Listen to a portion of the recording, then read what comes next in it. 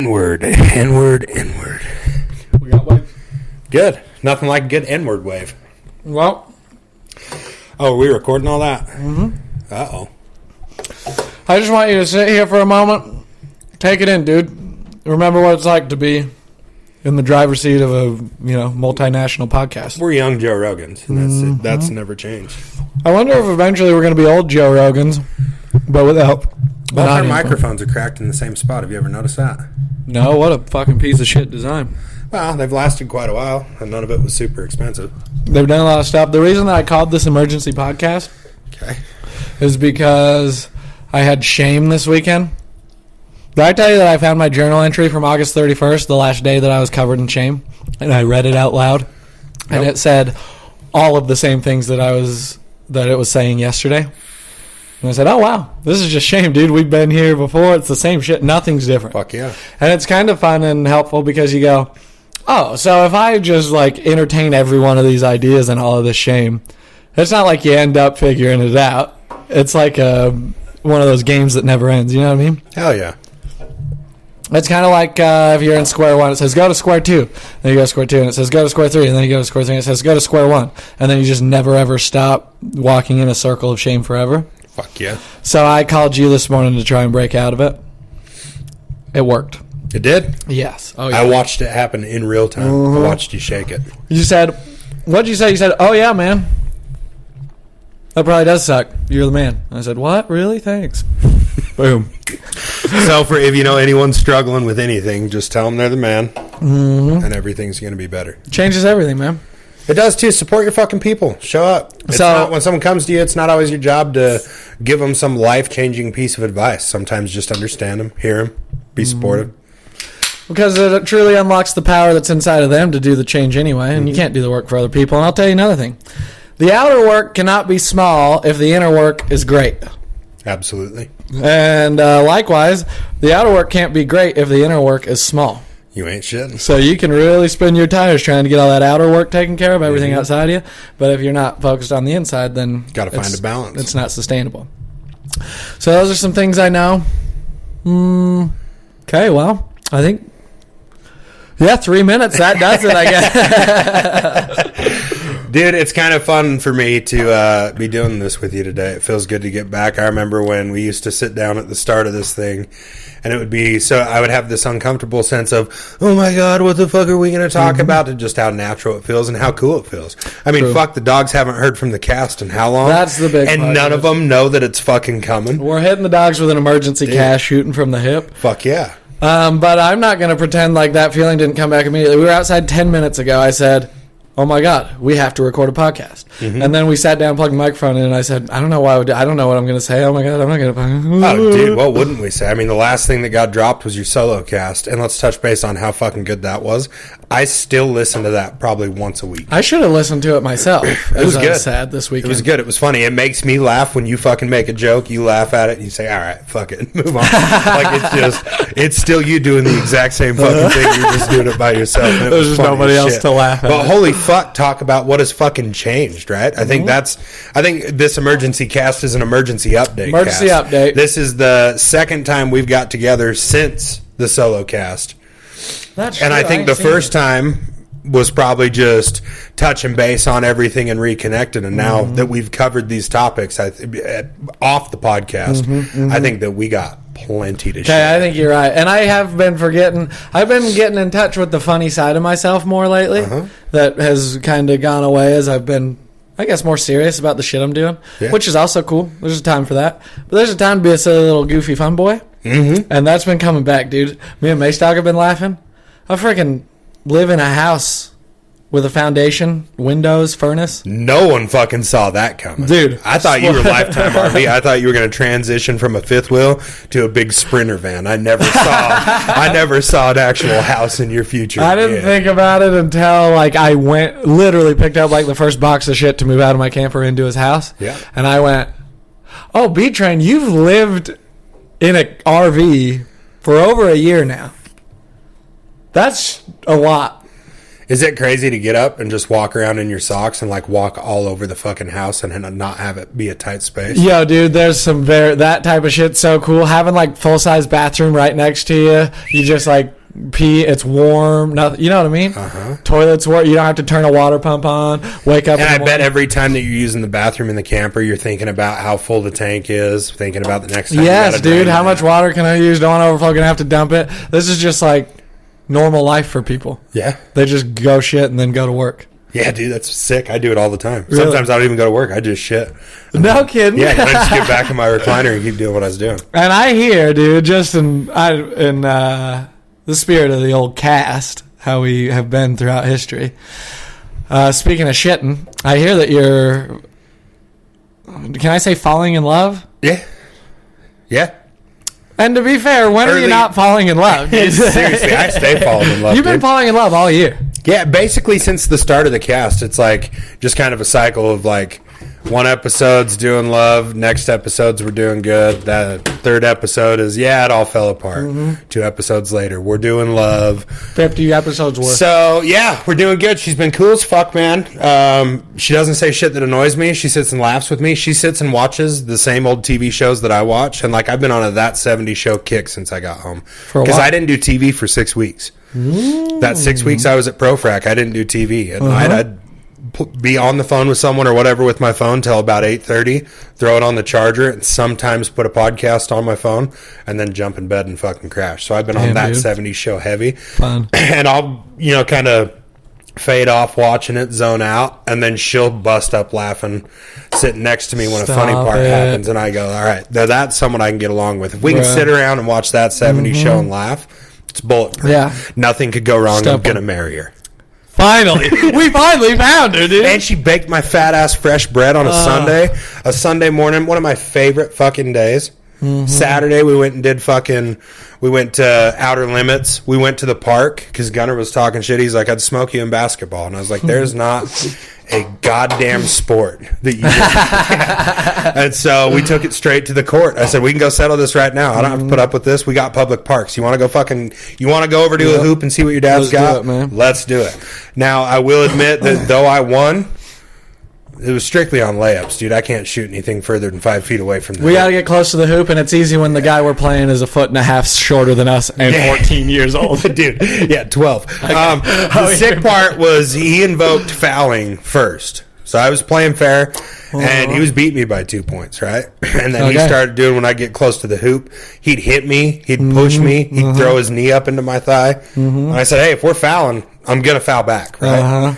So then I just started fucking mowing him over, running up to the fucking hoop, and it was just layup time, dude. Was it less fun? Oh, yeah, when he'd shoot and he'd go to grab it, I'd just grab it from above him. Like, the fuck. Did that take away some of the fun of the experience? It did, but I explained to him, I said, in 3 or 4 years, somewhere in that time frame, you are going to be better than me at everything for the rest of your life. So I'm not going to feel bad for soaking up that you wanted to talk some Saturday shit about going and finding a hoop. This is what I have. Lesson you had to learn. Yeah. And Dad, I'm going to keep this while I have it.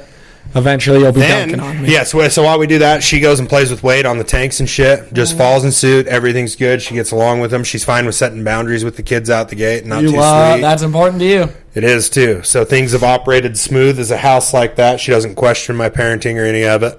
I think one time she said, you could be a little sweeter about it. And I said, we have rules, and when I draw a line, I fucking draw a line. That's how it works in this house. And to be quite honest, you'll never, ever, ever, sorry, I hate to have a famine mindset. You know I'm a feast mindset type of guy. Yep. You will never find a woman that just pops into this life that you have and doesn't say something about how you're hard on those boys. Oh, for sure. And I'm with it. But you know that because you've had to navigate it every time. We also had, so me and this girl have been talking on and off for probably a year and a half. One of the people I met over Tinder, and then we were friends on Facebook, and we talked a bit and shit, but working on the road, it's hard. She started seeing a guy while I was out at work, so it never came to anything, but she was always cool, and we had each other on Snapchat. That's why you don't keep people on Snapchat if you're in a relationship with someone, because that's how that works. But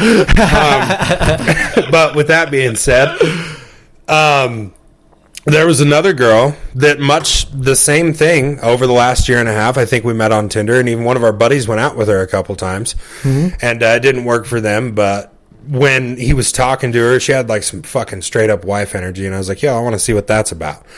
So we started talking again, and we talked pretty heavy for a week, a week and a half before me coming home. Beautiful. And it's all good, it's all great. And the night before I come home, she was planning on coming over, Wednesday night to stay the night, hang out, do dinner, do that kind of stuff.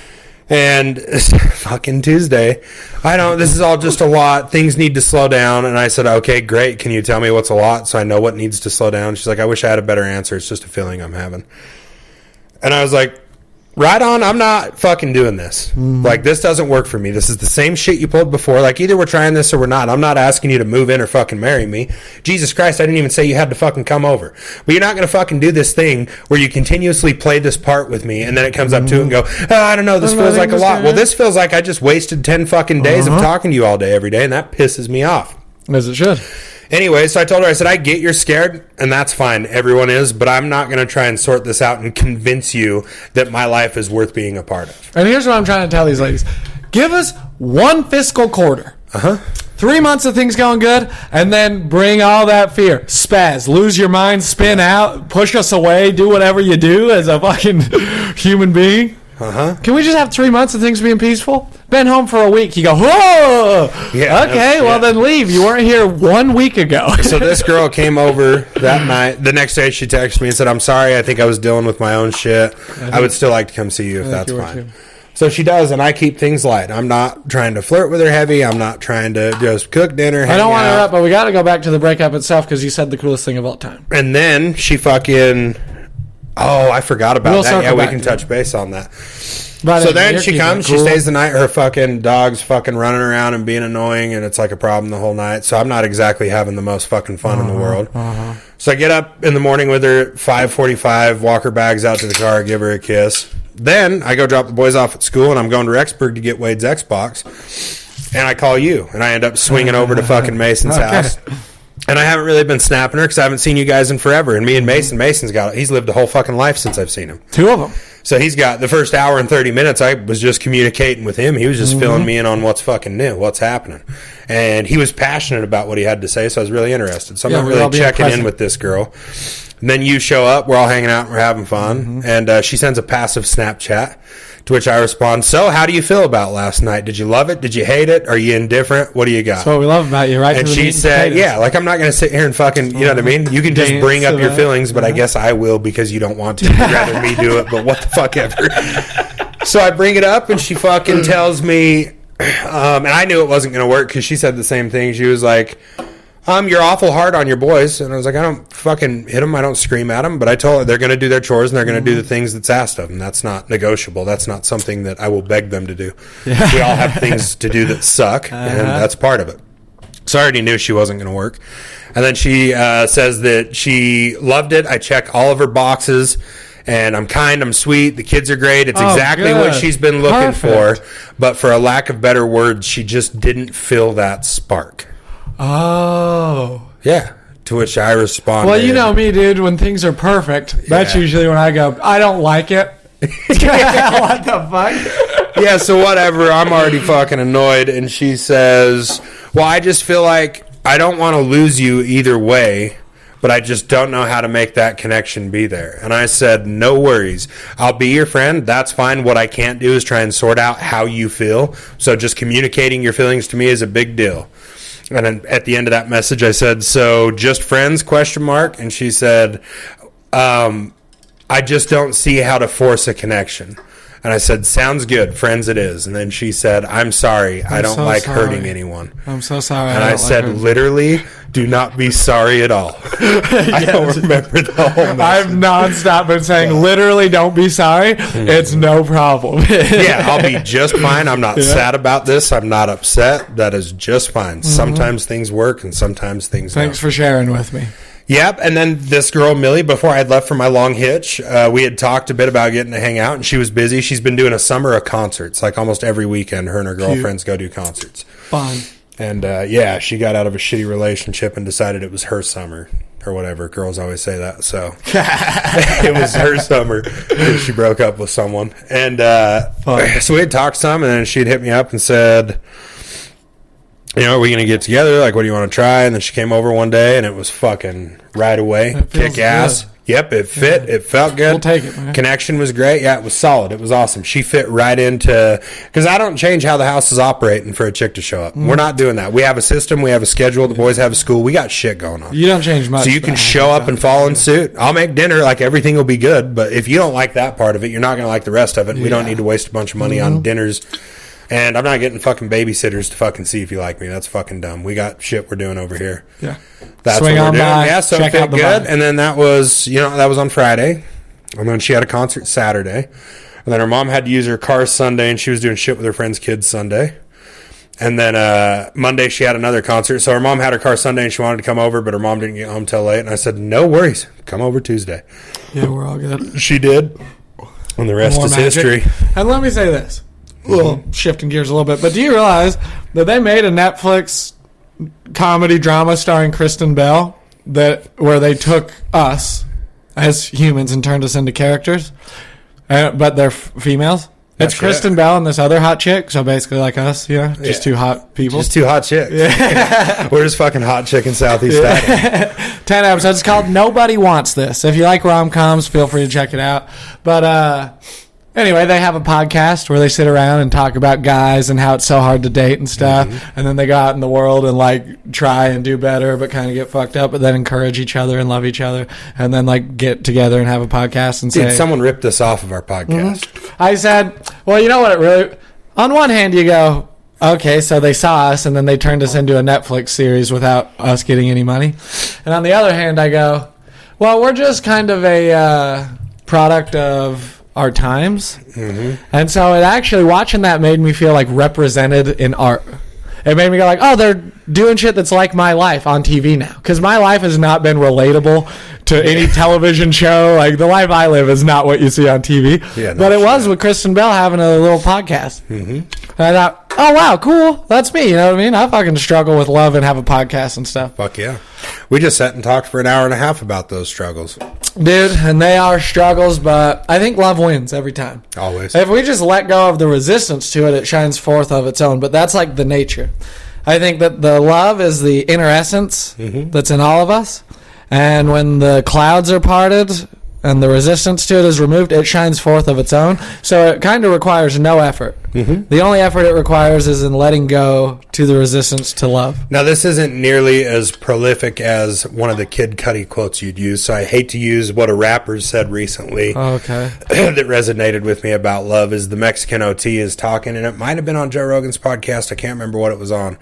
But he said, I fuck with me. No one fucking loves me the way I fucking love me. Yeah. I love my parents. I love my family. I love my people. But no one fucking loves me like I love me. And I'm just fucking on that shit. Like, I want a fucking wife. I want a family. I want to settle into that lifestyle. But I refuse to give up my... the happy parts of me that have been so fucking hard to get this level of peace my life has now. I refuse to sacrifice that for anything. Because at the end of the day, it makes me a worse version of myself to everyone. The kids, whoever I'm in that relationship with. Well, and as I've been saying a lot lately, because I like that quote a lot, is at the end of the day, you're all you have. And we got connection, and we got people that we love, and... if you're lucky enough, like we are, to have people that you can call any hour of any day and they'll be there for you, that's very important. But truly, at the end of the day, it's just you. You're the one that's got to live with your decisions. You're the one that has to close your eyes. Just had this fucking thought today when I was fucking riding my motorcycle listening to Sturgill Simpson, and I was just so happy. I don't want to be happy in the moments that I'm around my friends. I don't want to be happy in the moments that I'm at work and kicking ass. Though I love those things, those aren't what fill my tank. When I have a 20-minute drive somewhere in my pickup and I put music on and fucking smile and fucking love my life. I shared a fucking thing on Facebook the other day. I remember when I used to pray and fucking wish for the shit I have in my life now. Okay, man. Dude, I thought about it just yesterday. I want to be happy in those moments fucking no one's around. Fuck when I'm standing in a group with everyone. I want to be happy when it's just me. Man. And so 2 thoughts on that. One is, because I ditched the smartphone, and so I was singing Zach Bryan on the way down here. And you know me, normally I'd take about 25 minutes of recording me singing Zach Bryan and send it to everybody or save it. I didn't. I just lived in the moment. I said, this is beautiful. So that's what that makes me think of, and it makes me think of another thing. There's a movie clip I saw the other day, and I don't know what movie it is. I just saw this clip, and it was a photographer, and he had a photo set up, and I think he was taking a picture of an eagle or something, and the guy was sitting next to him, and he said, "When are you going to take it?" And he said, "Sometimes I don't." Whoa. He said, "Sometimes I don't want to disturb that. I just want to be in this moment. Sometimes I don't take the picture." Man. And I was like, God damn. Well, it is that. And it's also like, I don't know. I wish I could remember that other thought I had that was so fun. Oh, it'll come back to you. That's a superpower. True. But as you cruise around and you just go, oh, yeah, okay, I'm happy with who I am and who I've become. I remember the praying thing. Mm-hmm. Just today, because if you can imagine, like every single relationship that's ever existed, mine has some hiccups in it sometimes. Mm-hmm. So I just recently popped out of a case of the hiccups that lasted this weekend, which has no correlation to the kind of cup of water and a spoon wouldn't get rid of. Yeah, dude, I tried my best. You couldn't peanut butter your way out of these hiccups. No, okay, no, I couldn't. So, but then I thought today, just this like cool relief I have because I've kind of stopped praying to Jesus Christ. Spoiler, and sorry, and I don't recommend anybody do that if you're not comfortable with it or whatever. This is not an anti-praying based No, podcast. And I love God. I've just expanded my idea about who He is, so now my prayers are a little different. My life is my prayer. We'll get to that later. But anyway, as things got back on track, we got over these hiccups today. Mm-hmm. I had this very clear thought of like, well, be trained. At least you didn't cry all night long praying to Jesus that like, this doesn't work. How do I do? Why can't I find love? What's wrong with me? Because now that like things are back, you just go, oh, okay. You know what I mean? Yeah. It was the lows don't have to be so low. Dude, it was just like you had a tough day, B-Trade. That's sometimes when the highs are good, don't take the picture. Dude, I live by the best thing you've ever taught me is when you said, nope, that's a tomorrow thought. It's already after 8 o'clock. I'm not thinking about that. I did it last night. I will something will bug me as much as even when it's not getting along with someone that I have to communicate with quite often. I'll think about it until I've had enough and then say, all right, fucking done with that today. I'll think more on it tomorrow. Mm-hmm. And practicing that has gotten to the point where I can actually put it down and just not even think about it until it's time. Bro, and that's letting go. That's the pathway to surrender. Fuck yeah. So that's what I mean when I say my life is my prayer. Because here's what I would say prayer should be ideally.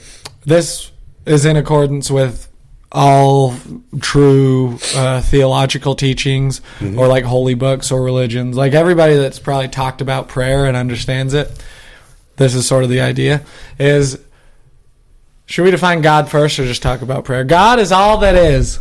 Mm-hmm. God is both the unmanifest Godhead of the void, everything that's all potential, that's formless, nothingness. And God is also everything that is created, the manifest, the connection, the humans, the trees. God is all that is. It has taken me so long to understand that. And I got to tell you, the last 3 months of my life have been pretty goddamn different. Isn't it nice? Okay, so check it out. So here's the next step. If you understand the nature of God, then you go, so the dictum... There's a few dictums we'll go through, but one is you surrender the world to God. What does that mean? It means that in every moment, when you have a thought, when you have a desire, when you have an attachment, when you have a need, when you're angry, when you're prideful, whatever, you go, I'm aware of that bubbling up in me, but it's not who I am. I'm going to give that up, and I'm going to see what God, which is all that is, has in store for me. Mm-hmm. It's kind of the same word as when we say what the universe has in store for me. Like when Mr. Chantry said on the river that day that changed my life. Don't make me fucking finally tell the truth about this, dude. I have so much judgment and pride about this. About him saying that? Well, just because... Dude, there's no better place to drop it on the pod. I can fill everyone in. Chant said one thing that resonated. This is a powerful story. Mm-hmm. This is we're out on the river, and I'd been struggling really bad. I was the most unhappy I'd been in a long time, and I didn't know if it was fucking work, how I was living my life, booze, whatever it was. And we went fishing on the river, and Chant said at one point he wasn't having a beer, and he said, I don't know, man, I've just watched Dustin and Brody and everyone, doing this sober kick, and I talked to Brody a little bit, and then I started praying on it, and I saw all the signs. And it just stuck with me in the sense of like, oh, holy fuck, I'm carrying all this shit I can't figure out. I'm just going to pray on this shit and wait for the universe to show me the signs. Give up the battle. Mm-hmm. I'm going to let go with the struggling and the wrestling and the fighting. For sure. And I'm truly going to let go. And you want to talk about being skyrocketed into a new trajectory? Holy fuck, how my life changed. Dude. And then that process is just continual, so we can come back to your life being your prayer. So if prayer is to surrender the world to God, surrender your what the Christians would call your sinful nature, which I don't even think is real, but you surrender. I got a sinful nature. I got a sinful nature about me. I'll say that, dude. And you know what I've been saying everywhere, and everybody looks at you funny for a while. Like, tuck it in your ice hole. Dude, I love saying ice hole. It just doesn't land with everyone. It doesn't. But, so anyway, you just, if in every moment you live a contemplative lifestyle, not contemplative like thinking, but contemplative like who you are is awareness. And you're just aware of what's going on. So as an emotion bubbles up that's like uncomfortable, you're aware of that. You surrender it, you let it go, and then you allow God to direct your path. I think the Bible says man sets his plans and the Lord directs his path. So you go, I want to be a good dad. That's all you have to do, dude. And then you just be open to opportunities to do it. Because the Lord will show up. You know what I mean? He's faithful to provide. We've been saying it for years. So in that sense, then your life is your prayer. Because if prayer is to surrender to God, and if all you do in every moment is surrender to God, then you're constantly in a state of prayer. In that sense. Yes, sir. Thank you. That's the part. I guess that's the best explanation of what I'm saying when I say my life has changed a ton. Is it's a continuous thing. It's not like I prayed once, the next morning Jesus showed me a sign and my life has been perfect. All the things that I would used to try and have a lot of control over and like, I need to think about this and sort this out. This is something I need to deal with. 75 to 85% of it is not something I need to deal with. It's going to sort itself out. I need to be aware of it and start thinking about it and start weighing out the different avenues this could go down. And then I wait to see the universal show me. You know what I mean? You put your thoughts and I've started much like electricity, bruh. I take the least path of resistance. If something doesn't make me feel good, I don't do it. I stopped pouring into people's fucking cups. I had this fucking thing where I was keeping people like still allowing people to be in my life that were just a constant draw. They weren't bringing good to my life. They were just showing up when they needed good from my life, and I'm not fucking doing that. We go where our energy's celebrated, not where it's tolerated. Fuck yeah, we had to turn the volume down on some of these hoes, man. I'm telling you, man. Well, and that's the thing. We get in our heads like... especially like that cocksucker Braden. Fuck that guy. Oh, my God. Don't get me started on Braden. Just kidding, B. Love you. Oh, and HBD to you, Beef Train, just a few days back. Beef Train. Dude, the Beef Train. Lil Bo Beefus. Yeah, he did have a birthday. They went and celebrated it pretty hard Saturday night. They turned up. Good. And he sent me a Snapchat in bed at 10:45 in the morning, and I said, uh-oh. I know what keeps you in bed till 10:45 on a Sunday. How was your night? And he said they fucking tied one on. He said the fucking T-Bone was full T-Bone.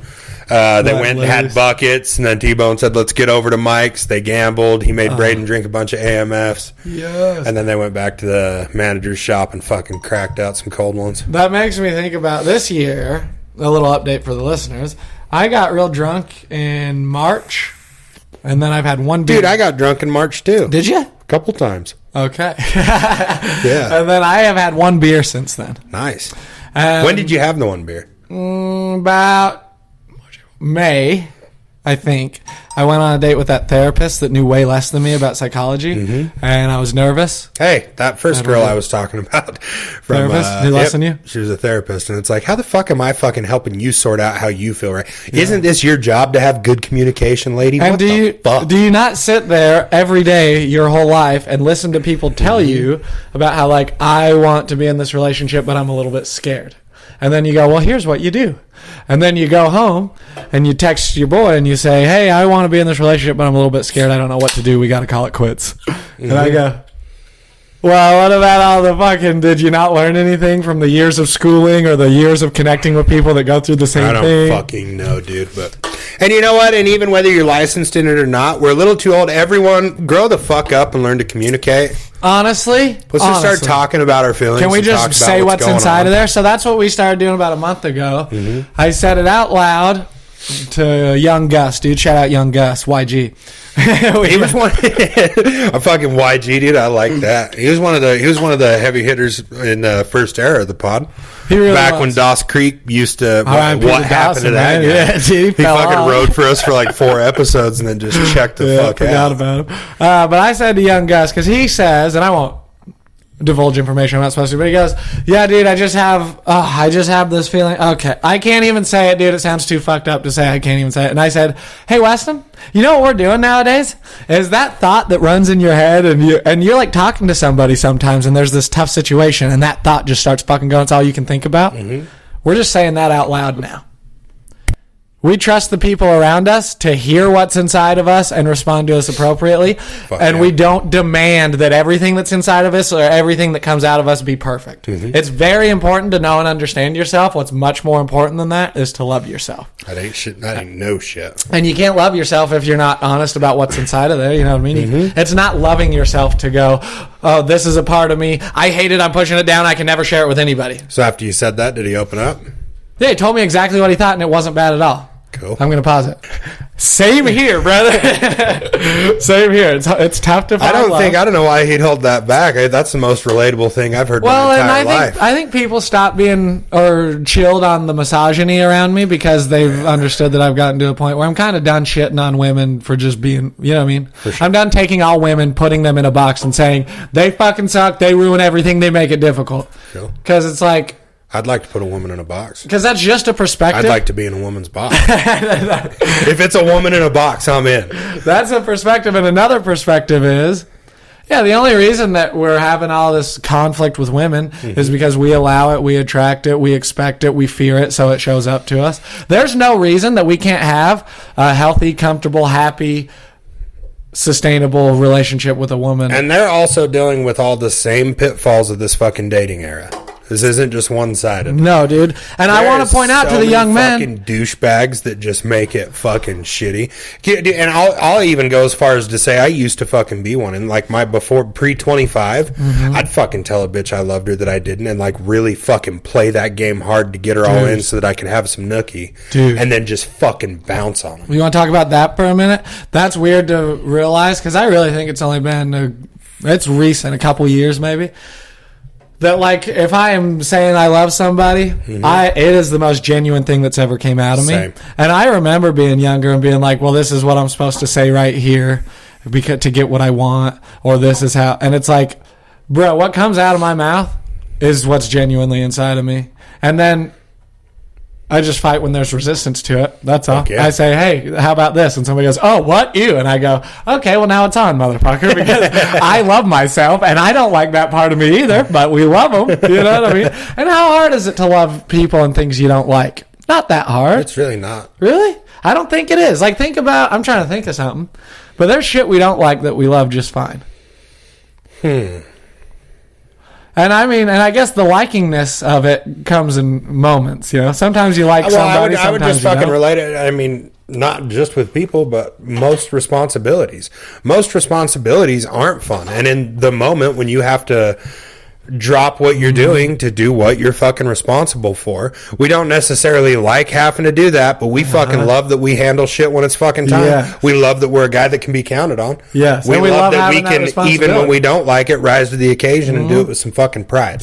And I'll tell you another thing, dude. This is a thought I haven't shared with anybody. I had 2 days ago. And these thoughts that occur to me, sometimes they're just thoughts. Sometimes God just speaks into my ear. This might be one of them. I think you might have a direct line to. I could, dude. Well, I'm reading Rick Rubin's book, Creative Act, and it's telling me how to be the kind. If this is a simulation, you're an insider.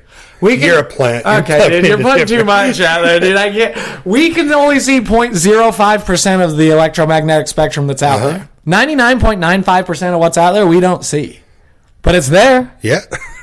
I think you're plugged in. And what we experience, by the way, is not what's actually happening. It gets filtered through our perspective, through our belief systems, through our experience, our observations, our conclusions that we draw, and then we say, this is what happened. And we tell a story about it.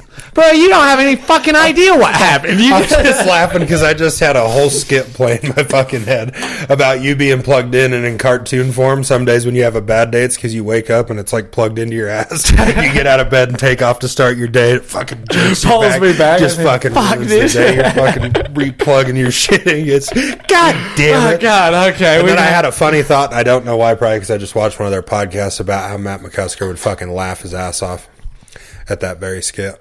Oh, really? Mm-hmm. Okay, well, then you're probably right about that. But this was what God might have said. Here's a thought I had. I go, because Jordan Peterson always said The meaning of life is found in voluntarily accepting responsibility. Mm-hmm. We've always, and I think that's true. We could calibrate it. Probably calibrates as true.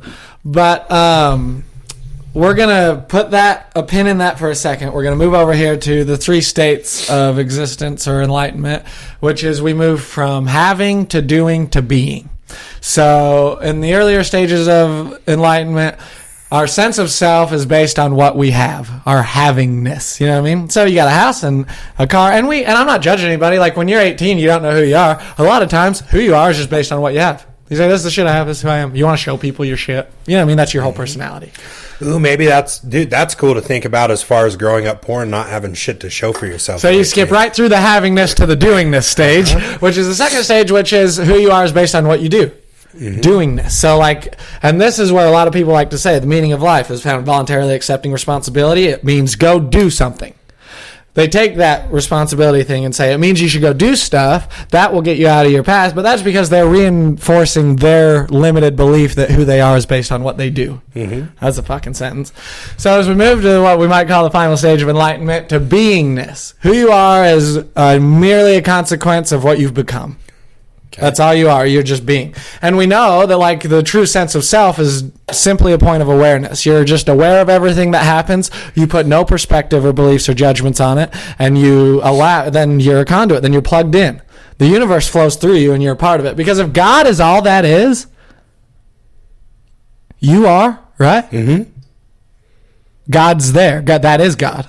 For sure. Okay, so as you surrender your... I didn't know if you were posing a question or not, but yes, no, a rhetorical question. But so as you surrender your humanness... Let me rephrase that. I didn't know if you'd wanted a response. When you said, is he pausing? Is this my turn? Do I speak now? So anyway, and so that was just a thought I had about this whole voluntarily accepting responsibility. I would say, to take that a step further, it has to do with accepting responsibility...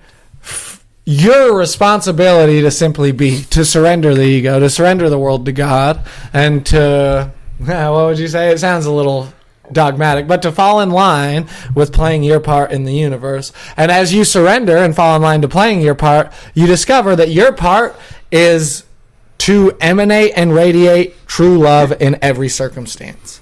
Because that's your inner nature.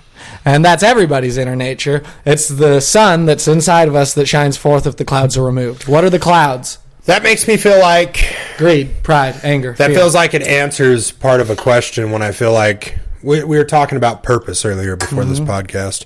And I do often sometimes think I've set myself up to where I don't do a lot of things with a lot of people. And maybe that's why I find that sense of purpose when I go to work is because I'm doing things with people and showing people how to do things and, doing something that matters. Then I think I come home and I'm so shut off to the outside world when I'm on days off. I think that's where I get into the struggle, where I get in that funk. Yeah. And because that service gets cut off or the givingness. So I read a book the other day that says, it's called The Go-Giver, very good, and it says... And I try to give to my sons, and then they just piss all over the toilet. Well, they're a lot like women that way. So there's... in this book it says, a 50-50 split, like a, win-win, is not a win-win. That's making sure that we're keeping score, and everything's even, and you don't get more than me, and I don't get more than you, so that we'll all be happy. That's not a win. Love doesn't keep score. The secret to life, the secret to getting what you want, is to give 100%. For sure. There's no 50-50. There's no what am I going to get back. There's only giving. And then, of course, we understand Jesus said, don't cast your pearls before swine. We know that when we give and it doesn't... And does that mean don't come on pigs, or what's that? Yeah, so you don't want a pearl necklace before swine. Okay. Or I think you don't. It's up for interpretation. You're not supposed to come on her chest before a pork dinner. That's good info to have. I wish I had that in my teens. And that's Old Testament God, so we don't even fuck with him. Dude, and the Jews have some very fucking rigid and deeply explained portions of their book that say it is the man's responsibility to please his woman sexually. They say if the woman... I might be Jewish. 100%, dude. I could be Jewish. And I can't say this on a nationally syndicated podcast, but you're going to want to be Jewish, dude, with how things are going politically, because they're usually at the top. Fuck yeah. And it's good to be at the top when shit's going on. Do you think that... Sorry, I did two things. One, Shout out Mace Dog because he was feeling disconnected. And what did he do? He sent an email. Pause. To the Boo at the Zoo. You know about Boo at the Zoo? So at the zoo, they set up little booths and you can play ring toss. Bring all the kids. Everybody's dressed up. Very busy. Everybody goes through, just local community shit. Sent him an email, said, I want to volunteer, help out.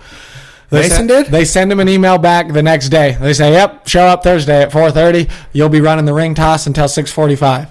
He just showed up, dude, just him and his S10, dude. He just pulled up, him and his mullet and his fucking big smile and his pure heart. And he said, okay, well, sir, where do you want me? And then he just helped kids with the ring toss. Dude. Yeah, dude. I bet that felt good. Yeah, dude. He said just laughter. Shit. He says you meet a lot of parents. And he goes, I let the kids throw the rings until they fucking made one and got a prize.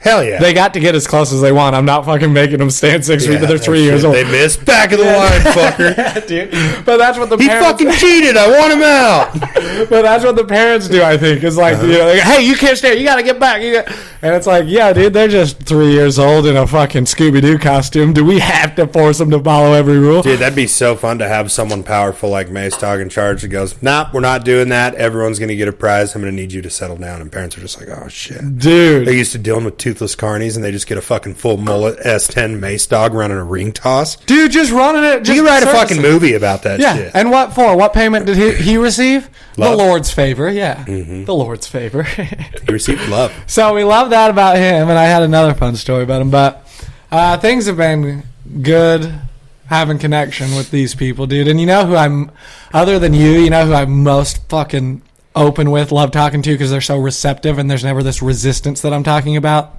Who? These young boys, man. Dude. Riley Mason brightens my day every time he hits me. Shout out young Riley.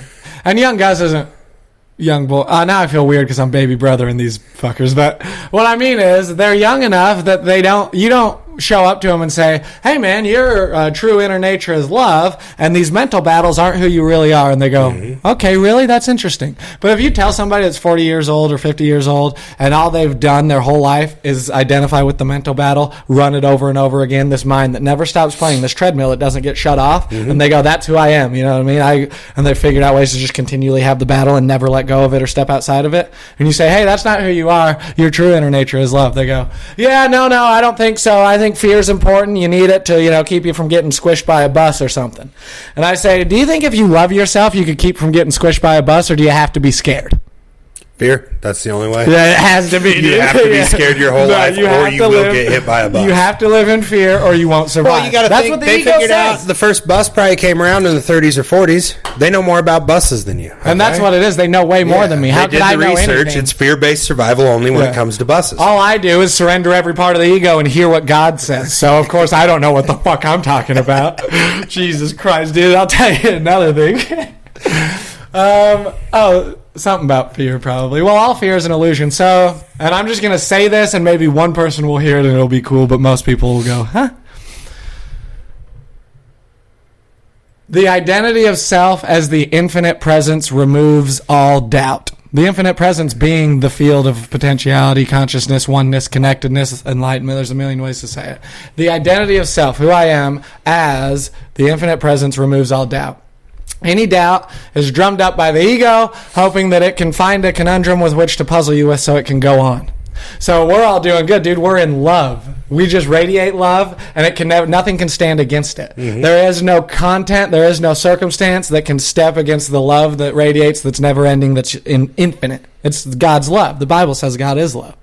And then so we do that, and a little fucking thought comes up. And remember that your thinkingness is a function of the ego. So a thought comes up that says, well, this could all be taken from you, or you're lying, or they don't believe you, or you're not good enough. And then you remember that who we are is awareness. What we put our conscious awareness on is what gets power. We're little powerhouses, dude, and where we shine the light, it fucking riles up. So we shine the light on fear, the fear fucking, spins out of control. Fuck yeah. We shine the light on that doubt or fear that pops up, and then all it's doing is the ego running a program that says, hey, I'm in this fucking body, I'm going to run this doubt program, and as we look at it, all we're doing is maintaining or sustaining the function of the ego. We're not solving problems. We're not getting healthier. We're not connecting more. We're not falling in line with our true inner essence. We're only focusing on the ego, which it is drumming up this conundrum so that it can persist. Because for us to not focus on it would be its dissolution. Mm-hmm. For us to know that our inner essence is just love and the ego is not who we are, it's just a part of this body,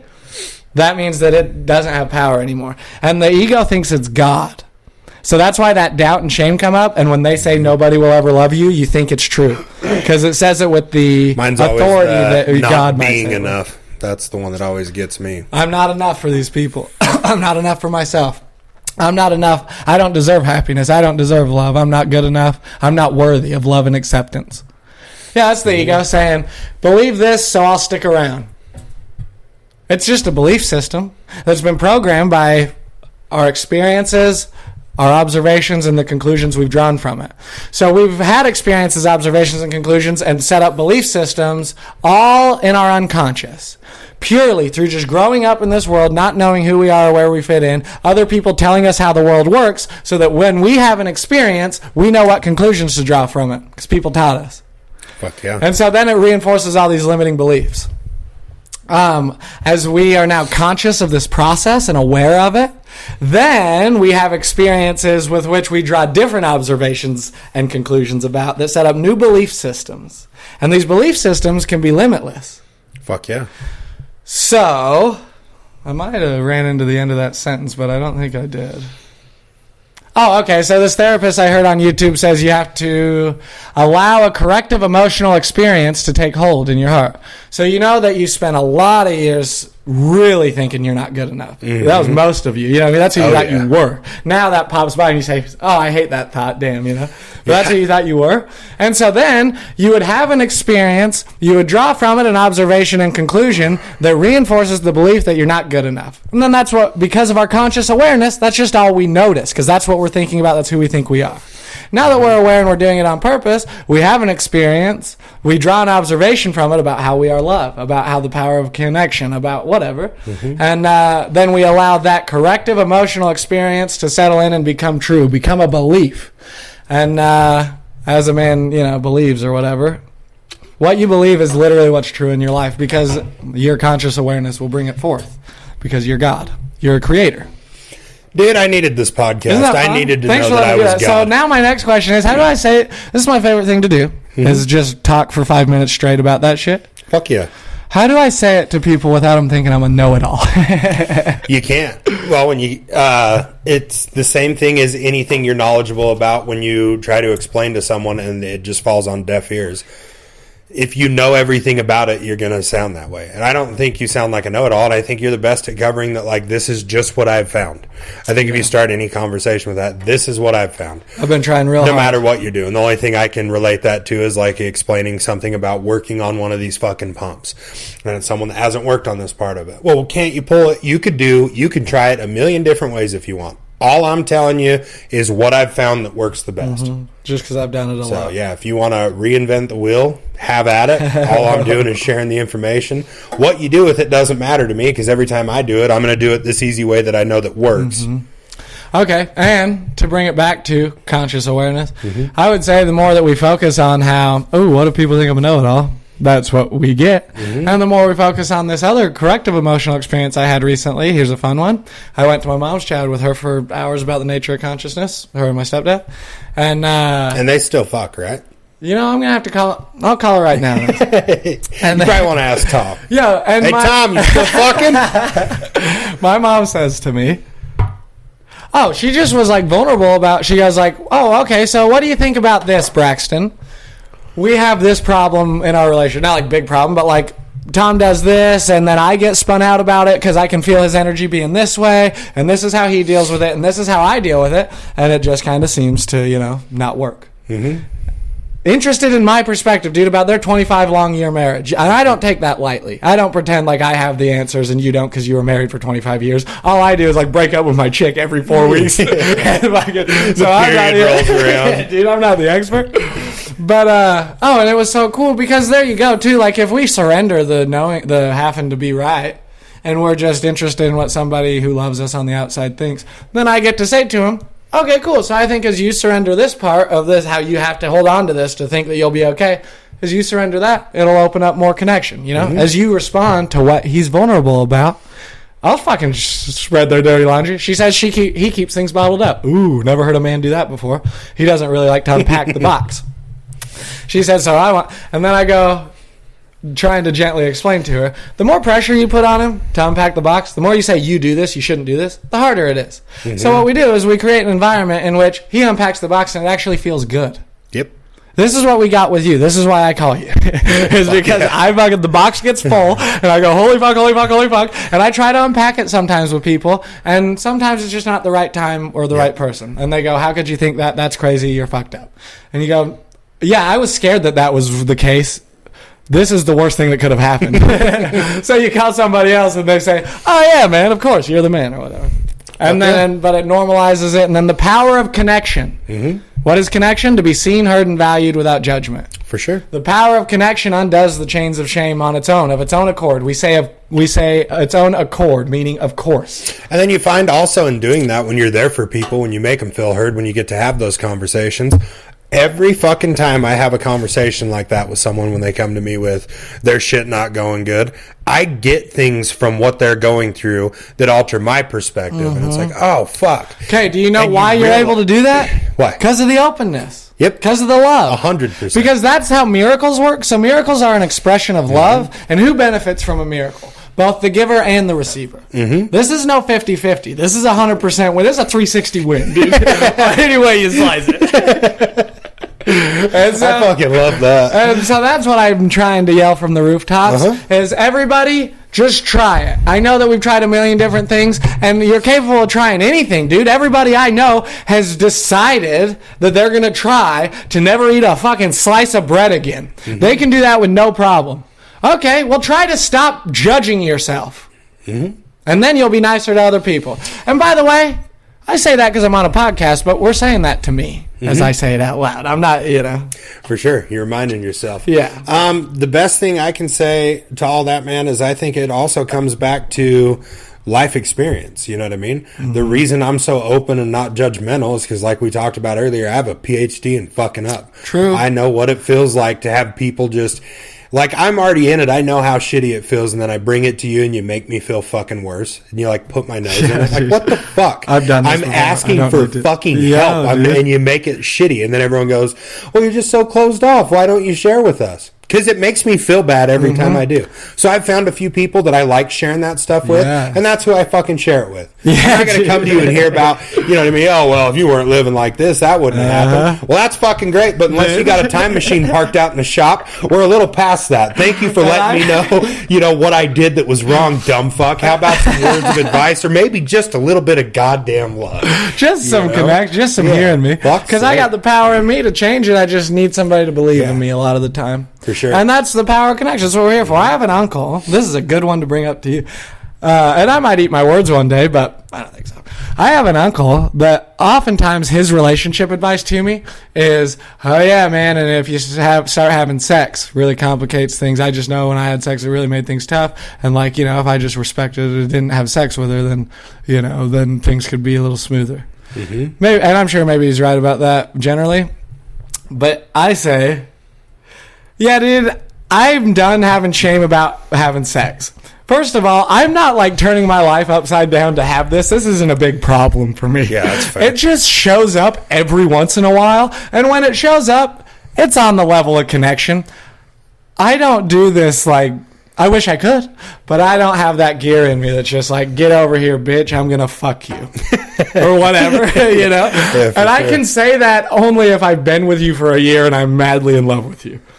Dude, I got to share this. We were sitting on the couch watching that 70s show last night, and it was the episode where they go to the shooting range with that new cop that fucking Kelso's with the redhead, and Fez shoots the rabbits. And she walks in to talk to Kelso and says, "What, do you need anything? Do you need me to hold your shoulders? Do you want me to square off your hips?" And she nudges me and just gives me a straight look and goes, "You want to fucking square my hips off or what?" And I was like, God damn. Yes, that felt nice, and yes. Yeah, and we can do that in these confines of healthy relationships. It was fucking fun. So, but I just brought that up, I guess, because I'm argue with it in my head sometimes. This is what we do. This is what the podcast has always been. We just talk about all the shit that's inside of us. Like when we sat down, didn't know what we were going to talk about, and then just fucking rip on it. And I'm an Energizer Bunny. That's the other reason we do this podcast, is to remind myself that I got some shit inside of me that's worth sharing. Fuck yeah. So it's not a crime. Dude, and that's been the big difference. Once again, important to know yourself, critically important to love yourself. And so I've really started to come... You will not succeed in having a happy life. That part of you, if any of you that are listening and are struggling and like every day feels like a fucking more of a battle than it does just living, if you feel stuck, you will not fucking beat that without loving yourself, no matter what you're struggling with. Whether you're going to sit around for 3 years and talk about how you wish you could quit drinking, or if you're going to sit around for a year and talk about how you're not happy at your job anymore, or if you're going to sit in your relationship for another 6 months and not be happy. If nothing is going to fucking change unless you love yourself, and then once you start loving yourself and refusing to put yourself down, everything fucking changes. Everything changes. And I'll say that's why the whole journey starts. What was the first year? The year of self-kindness. And because self-compassion, the opposite of self-compassion is perfectionism. So think, and I don't know, some people think they're perfectionists, some don't. But if you're not being compassionate to yourself, you're being a perfectionist usually. And I'm only saying that because I just learned this, and I went, oh, it's only when things aren't good enough in which you start beating yourself up. For sure. Here's the little fucking spoiler alert. I'll let you see behind the curtain for a minute. Everything is good enough every time. It's God's divine will in action in every moment. Everything that happens is divinely inspired. It's the power of love. It's only us that get in the way and our perceptions and beliefs that spin it into something different. You ain't shitting. So that's to surrender the world to God, is to say His will in every situation, because it gets done with or without our resistance. And I feel like an important thing that needs covered from what we were just talking about with the loving yourself is you have to change that shitty negative perspective that you choose to look at shit every day. You can either find something good about every situation, or you can find something bad. And it is so much easier to find something bad and give into that. You can bring on negative energy so fucking easy and just bitch and, oh, well, that's fucking bullshit. That fucking sucks. Start finding the fucking good in everything around you. Yeah, dude, that'll change your life right there. So focus on finding the good and let that fucking negative bullshit go. It goes to, and you can do it. It's not a crime. I get that the critic pops up and says, well, if you don't focus on this negative bullshit, it'll overtake you. No, it won't. You're an infinite powerhouse of love and connection. Tony Robbins says, you can't control everything. What can you control? You can control what you focus on. That's what you're saying. Focus on the good shit, and you'll have a good life. So he says, the strongest force in a personality is the need to stay consistent with one's beliefs. The strongest motivating force in your personality, who you're going to be, is the need to stay consistent with your beliefs. We just talked about beliefs for 20 minutes. So I'm here to say that there's tools and skills you can develop that will remind you of these true things that you can incorporate into your belief system, that you are love. And then when your belief is that you are worthy of love and acceptance, then your personality is going to mirror that, because it's the strongest force in your personality is to mirror your beliefs, is to be consistent with them. And when your beliefs are tied to shame, when you think, because here's the thing, another thing, everybody, this is to validate and to help people be hurt a little bit less. Shame says the same thing to everybody. This isn't just your battle and you're not good enough and this and that. Shame stops by and says the same thing every time to everybody. So this is more like shame being a cocksucker, not you being broken. Shame swings in and says you're not good enough, you're not worthy of love and acceptance, nobody will understand. You say, thank you, shame, for pointing that out. Do you think that if I don't listen to that, I'm going to get all fucked up and overwhelmed and ruined? And it says, yeah, you're welcome for helping you to, not end up in a bad place, because you're not worthy of love. So why would you go try and find it? Yeah, no shit. That's just what shame says. So we just have some tools to deal with shame, connection, love, vulnerability, sharing our story with people that have earned the right to hear it.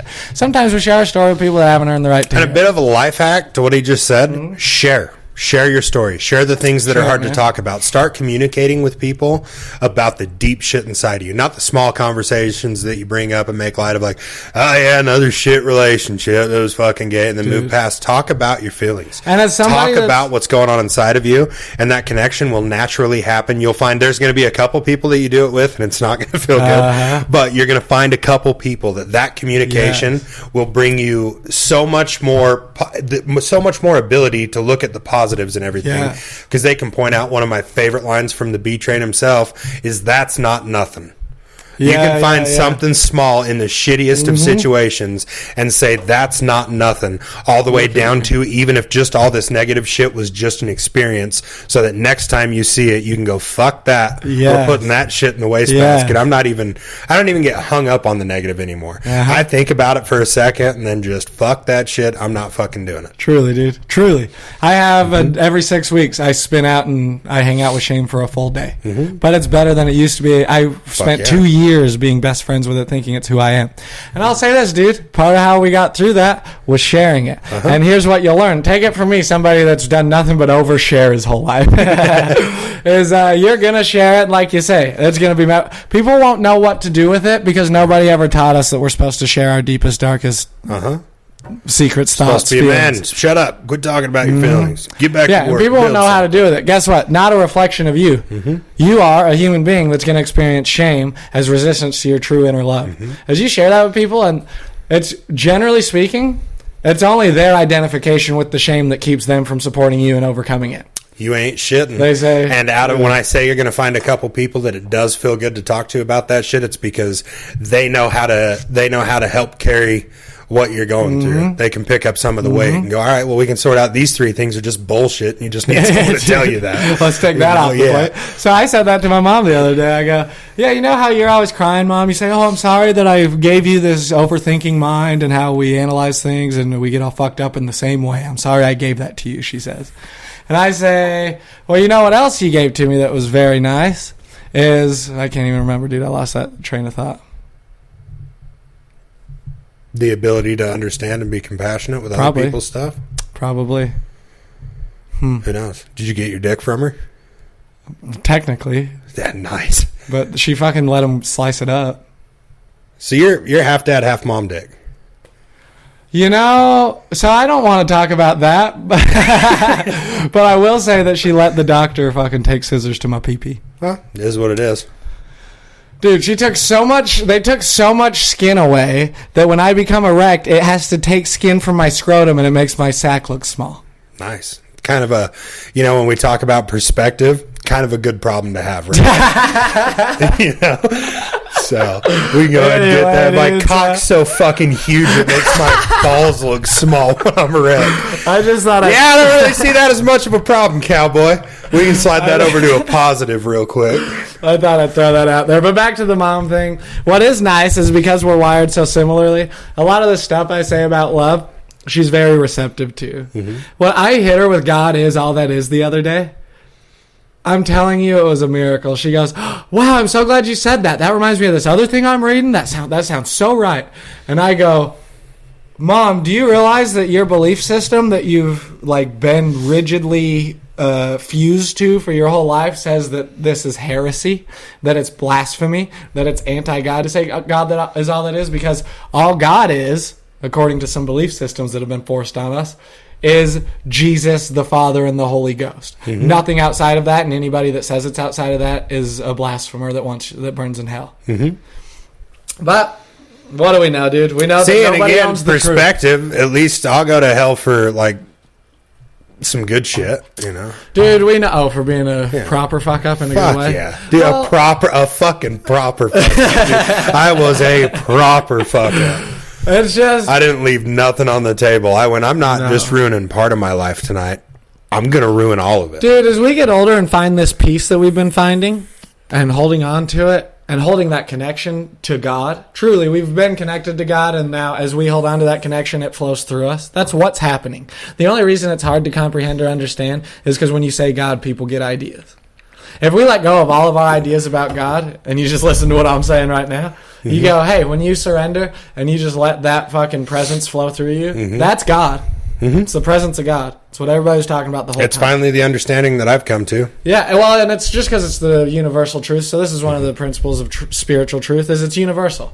It's the same truth that's been revealed through the mystic, throughout time, throughout cultures, throughout every different, you know what I mean? Mm-hmm. It can be a different religious book, a different culture, a different time frame, and they all say the same thing. They say, yeah, this universal essence of love that is us, and we have this ego that gets in the way. I had an hour and a half long conversation with Daniel Hay that's recently. I think that guy gets this shit. Year and a half, he does. Yeah, I don't think he I'm had telling last him year and a half. he He's back in church and doing all that. He's sober and off nicotine and such. Cool. And I was talking to him about it, and we talked about the God thing a little. And I was like, "What? I've known you for years, and not only that, we worked every day together all day. Like, you know me really well, and I'm trying my best to make this make sense to me because I have not like I've taken I'm all faith based now. I'm fucking praying on shit at night and thinking about it. You cried 8 months ago and said, "I think I want to be a believer." For sure. Yeah. And here we are. And so I told him, I said, "But man, I'm having a hard time really nailing down, what God is to me." And he laughed and he said, I think that's everyone's struggle. He said, "I don't even think that I have the answer for you. But what I know God is for me is love. It's kindness. It's I do the right thing because I know I'm fucking supposed to. Mm-hmm. And the world rewards me constantly for it with a happy, healthy family. When I come up short somewhere, my neighbor happens to stop by as I'm getting ready to do my roof. And we'll come over and help you with it." And the miraculous becomes common. He was like, "So just love is God for me." Mm-hmm. That's what I know. Well, that's the truth. So that's probably why it works. So. Because when God is the judgmental asshole that's going to send you to hell if you mess up, we have a hard time connecting. That's exactly where I stopped, because it's like that. It goes back to my rebellious authority problem. You don't get to tell me, fuckface. Mm-hmm. I ain't doing all that. Yeah, and it's so it would be recognition that the nature of reality, and I say reality with a capital R, okay? Reality. The nature of reality is God's divine essence working in every moment, in every person, every situation, everything for all time, forever. Mm-hmm. When we go, "No, I want it to be like I want it to be," that's a denial of God's will. Mm-hmm. And that is like, this is kind punishable by sex. Punishable by sex, dude. By sexual assault. So keep that Christians would say, "Oh, but that's where all the." But that's only if you're under 11 and Catholic. But whatever. It is too, dude. And you know what the Catholics say that they're right about? What? Let your conscience be your guide. Mm-hmm. The reason that they're wrong is because they say that to you, and then you say, "Okay, my conscience says that if we don't sprinkle water on a baby as soon as they're born, that they're not going to burn in hell. My conscience says you guys are wrong by saying, like, we have to sprinkle this baby with water. If the parents, like, end up busy that weekend and they don't do the Holy Communion water splash, that baby goes to purgatory." And your conscience says, I don't think God works that way. And they say, "Shut up, doubt your doubts. That's not true." And you say, "You told me to let my conscience be my guide. God put it there." And he did. And you were right all along, dude. Tom's 65 years old. And he tells me the other day that exact thing. He goes, "Yeah, they always said let your conscience be your guide, so that's what I did. But it always struck me odd that the babies go to hell." And I go, "That's because you were right, man. That's because consciousness recognizes truth, and it's in there from the time we're a baby, and it's only these belief systems and programs that they force on us that undo our true essence of love, of understanding. We can see the truth so clearly when we just take the." So basically, this podcast is turning into we have to burn down a Catholic church at some point. Every one of them. Dude, thanks so much. Nothing gets me more fired up. You want to put a button on it, or we're good? It was awesome. Fucking love seeing you. I love to see all my dogs winning. I fucking miss all the dogs at Synergy, but it sounds like you guys are kicking ass and doing fine without me. I'm super excited to be on this new fucking journey I'm on, and I'm fucking very thankful for all the people that I got to meet while I was hanging out with all you motherfuckers that listen to this shit. Dude. So that's about all I got. I love all you guys, and I'm happy to be a part of it, dude. Thank you for sharing this time with me, you, and also to the listeners. Hope you fucking dig this. I look at our downloads sometimes, and people listen to our shit still pretty regular. People are still, Dude, and anyone that hasn't listened in a while and you're hearing this for some reason, dust off Sweet 16. It's a fucking great episode. It's a go-to. It's the one I tell people about when I put them on the pod. Okay. Sweet 16's a good episode, yeah. I wonder if I should... And I think it was the most listened to. When you go to Spotify, it's usually the first one that pops up, but it's got some great fucking jokes. Yeah, okay, I'll have to go back to it. It's fucking fun. Fun, man. Well, thanks so much for doing this with me. And I just hope this was encouraging. I wanted the inspiration that hit me to do this podcast turned out to be manifest. Praise God. Mm-hmm. Because, we've just been out there in the world. Mm-hmm. Fucking living, loving, giving, trying to build everybody up, and everybody struggles and everybody rises above, and it's this constant battle. It's just the spiritual path, just the journey of being alive. And I wanted to sit down with you so that we could let everybody know that they got the power inside of them, because it feels good to they be do reminded. too. And if you feel like you don't have the power, I'll put it inside of you. Give me a shout. And he will too, dude. He's gonna do it to me right after we get off this podcast. Wait, no, not right now. No, hey, no, leave.